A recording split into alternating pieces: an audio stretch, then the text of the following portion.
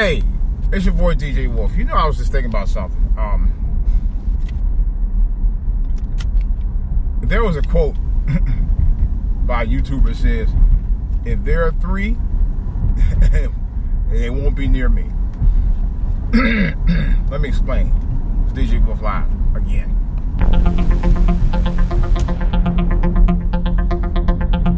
Alright, it's your boy DJ Wolf here. Actually, I should do a turn and go back the other way. Oh my goodness gracious. That traffic going back out this way. I should turn around. It's be a bit too much out here today. It's crazy. Anyway though, I was thinking about something here. There was an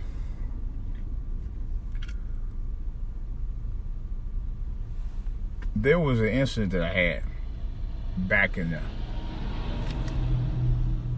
probably about late 80s, early 90s. It was just for my matter of fact, yeah, it was right around that time. I owned a it was an 8081 Chrysler Cordova. First Chrysler I ever owned, matter of fact. And man, this traffic is coming slow and steady. About 8081 Chrysler Cordova. So I went ahead and was driving up the street. Matter of fact, it was out here on the district side, Alabama Avenue, Southeast. Ain't the first time I've been hit over. Man, somebody tapped my bumper Southeast. So the rear was already a little damaged anyway. So these two chicks was riding the car behind me, and I stopped at a stop sign naturally. And the two chicks that was in the car bumped me. Just happened to bump me. But she pretended like, oh, I bumped you, but you stopped suddenly. I'm like, no, ain't no such thing stop suddenly. You bumped me, okay? Because you was too close to me. But I had to let it go because really,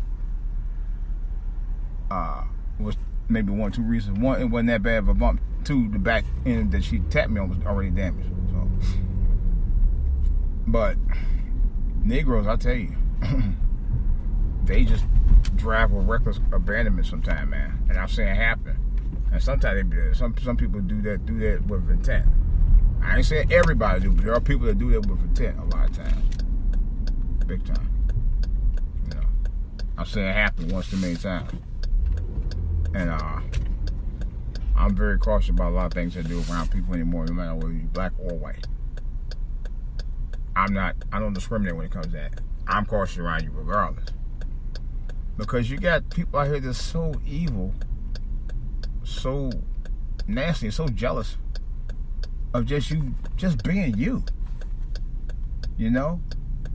And I noticed that through my travels in 53 years, man. People just downright find some reason not to like you, even though you're being yourself. Or some reason to dig in you, even though you're being yourself. And we got a culture of people who are like that. Let's not BS around the bush about this. Real talk. We do, for a fact, have a culture of people there are people like that have that messed up ass mentality. Seriously. They get that from not growing up.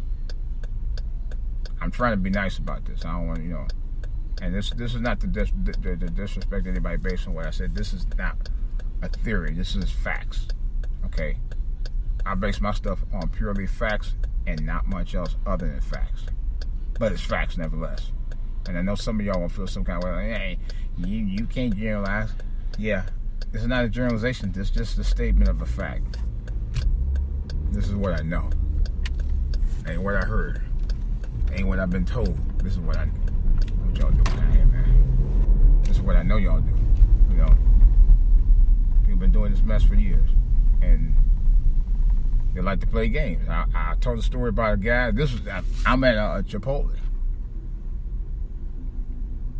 I don't remember how many years ago. It's probably about at least Maybe 5. It could be 5, 6 years ago. And I'm standing in line. Dude next to me just kept shrugging my shoulder like he knew. I was like, I don't even know this guy. At first I was like, I don't even know who the fuck this is. And I wasn't being funny or nothing. But I really did not know who the hell this guy was. And he just kept doing it. You know?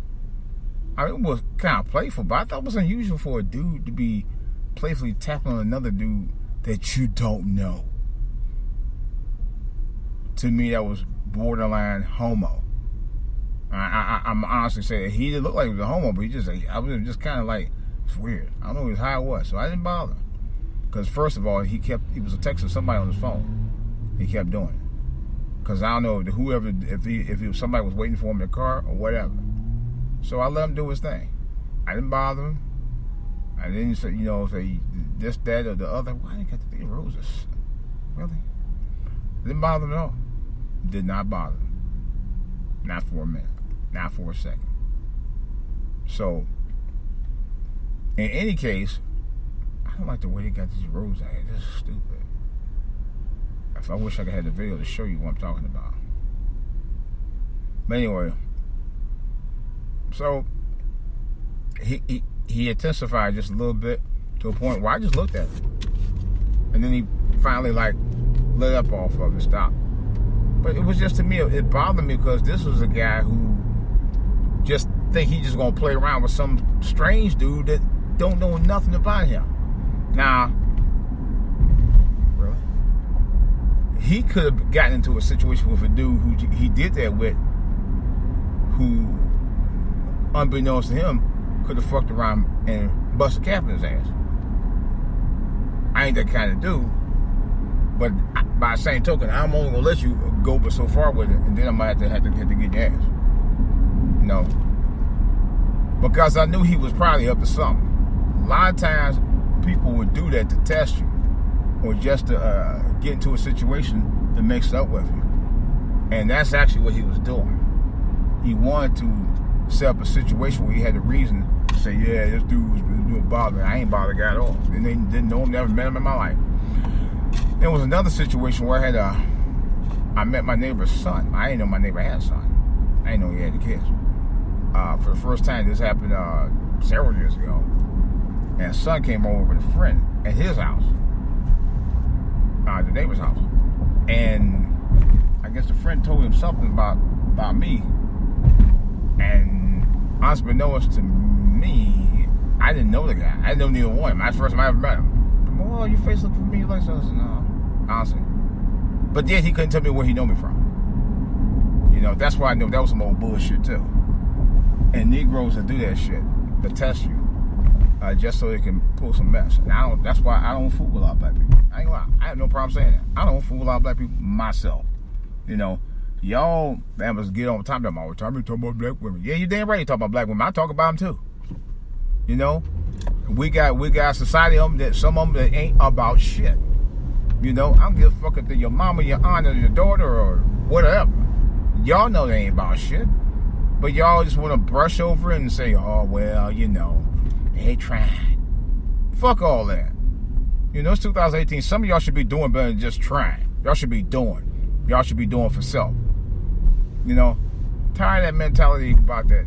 It's just that mess gets old. I've seen situations in my own family where we had a family member too was like that, and they just tell you, well, they trying, and the whole life they didn't do a damn thing. Especially as they get older. Don't prepare for nothing. Just and parents usually make excuses for them. I was talking to somebody earlier who was in the same boat that I was in. He bust his ass to try to have something. Younger brother, and a situation just kind of like, not quite like mom to get around his truck.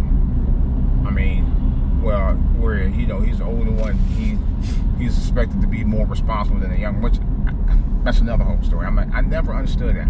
How is it that black parents expect one child to be more responsible than the other? And it doesn't matter if you're older or you're younger. I'm like, really? You will say, well, at least I got one good one. It's just the mentality it's really a slavery mentality if you think about it. You know, I'm going to actually do another. I did a thing called slavery mentality not long ago. I'm going to do a part 2 on it. It's coming soon. It's coming. I can feel it. Where you come up with excuses for people who don't try to do for self, but want others to do for them all the time. You know, and I could break it down in segments. Like, one is the one that gets his grandma to do something for him, or his aunt, or his mama, or somebody, or his girlfriend. They're always, you know, bail him out of trouble. I mean, there's personal experiences I've seen people do that with all the time. I'm like, really? Really? You know? And then you wonder why they turn out not to be shit. You wonder why. You absolutely wonder why. You know? I don't know. I gave him everything you wanted. You know, when you out there play sports and stuff, and he asked you. Don't know about that old tired shit no more. I definitely don't. But then they want guys like me and others to say, well, could you take my kids to the park? Your kids got father. I mean, no offense. Or, you know, but I don't know, it's just, I've seen situations like that. I you know, there was a situation I talked about before where somebody I knew had a kid. They wanted me to get involved with them. So I asked them a couple questions about it, and they said, well, he's good in school. First they said they had problems in school, but they wouldn't tell you what the problems were, right? And I said, well, but then they would say, well, he's good in this and that and the other. I said, well, what problems is it him? Well, he just hadn't had a chance to, he needs somebody just to spend time with. But you wouldn't go into details. How am I supposed to know how to relate to the person that you want me to mentor if you can't tell me what the hell is the problem? Knowing you know what the problem is. And I just got to it. I said, you know what? But they got mad because I asked. I said, okay, well, how do you expect me to help that person or be in that person's corner? And then they had an older brother that they said that they don't have any kind of relationship with. But yet they live in the same house with him. And I asked about that too. Like, well, he just feels some kind of way. He feels jealous. Because, really? Tell that dude to grow the fuck up. I'm sick of this shit. You got these parents and grandparents, and mainly mothers, that make excuses for their kids, man. I'm sick of it. And to me, to sit there and talk about, well, he just feels some kind of way. He don't spend it because he feels some kind of way. Okay, have you talked about? Oh no. Really? I'm just tired of it, man. This is and then the same people are, why you don't come on go to church, brother? And so on, you don't want to come on down. Yeah. That's another thing I want to talk about. And I really don't want to slam churches. I'm not going to, because I do love the church I go to. But I got to be real about some things that I've seen. And this applies to any church you go to. You have black people that sometimes just go to church just to look for opportunities. I've seen people like that at a number of churches, where you got black people who go for opportunities at church because they're in it to try to just get food. And in some cases, I can understand that. But then you got some who go in and try to get food, yet they get a pretty damn good retirement every month and contributes little when it comes to helping other people out of church. I've seen that happen too. Then you got some people who always constantly, I mean, people the same age as me, always. And I don't mind giving people rides and stuff. I don't. You got people around my age that just don't work. I'm still trying to figure that one out. But they church every Sunday. And they use church as the way of getting over certain people who go to church. I've seen that happen too. I was just telling my mother about that yesterday. I said, you have to watch some of these people who call themselves trying to be a Christian when they really out there trying to be opportunists, or have an opportunity to get something that they never bothered to work to get themselves. And I've had situations like that or people tried that. I've had situations where people call themselves trying to be friends with me, and sometimes, most of the time, it didn't work out. You know, we weren't really that tight. You know, at least as tight as I thought we were, but you know. And like I said, that's why, to me, I don't fool a lot of people, no way. I don't have a problem with it. I'm at to a point now where I'm just happy being around my family. You know, I'm just happy to be doing the things that I want to do, that I need to be doing in my life, and happy to be able to go to church and praise the Lord. Even though I do have a few things to work on, because I still have a little heathen in me, but it's another story. And I'm not perfect, you know. But like I said, I try to do what I do day to day to survive out here in this cold, cruel, nasty, mean-spirited world, man. You know. But like I also said, there's not too many people I trust in this world anymore. Who can you trust anymore than God? People just nasty anymore, and they don't care. Whether you're driving on the road, especially when you're driving on the road, they really don't care. Or anything else. They don't take the time to stop the smell of roses. They don't take the time to give you common courtesy. They don't take the time to, you know, even when you, like, you know, you go around a predominantly black place where you people, you know, working, you know, like whether it's a gym or a store, a place like, well, I come from a gym, and not too many, you know, many black people speaking to you around there. They real flaky around there. I was like, oh my God, really? You like be like, really? You feeling? You kind of feeling yourself, ain't you? I'd be like, really? Some people I just don't understand. No, I really don't freaking understand from day one. I absolutely don't. I got a taste for Subway, but I don't really feel I should go there. But I also was told that I don't eat enough protein. I'm concerned about that too. Man, I ain't been in the store in a few weeks. I was going to work out another half hour, but I'm ready to go.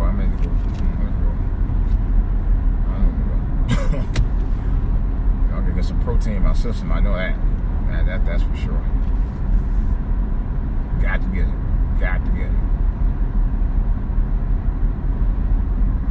Yep. Definitely got to do it. Oh well. Like I said before, hey, it is what it is. You know, you have things that you need to do, and not deal with a lot of drama. Sometimes it takes you doing things among yourself and the people you love and care about the most, than to try to be out here trying to be everybody's buddy, because some people you just can't trust. So let's do it. You know, I don't have to be everybody's friend. One thing I learned about myself now, I don't have to be everybody's friend. You know, like a lot of people, you know, you got people go to church and always trying to be somebody's buddy or something like that. That has not always been the case for me, that I feel like I have to do that. You know? I really don't. I don't have to do that. Just saying. You know? Over the years, I felt that way too. I was like, man, I ain't got to be everybody's friend.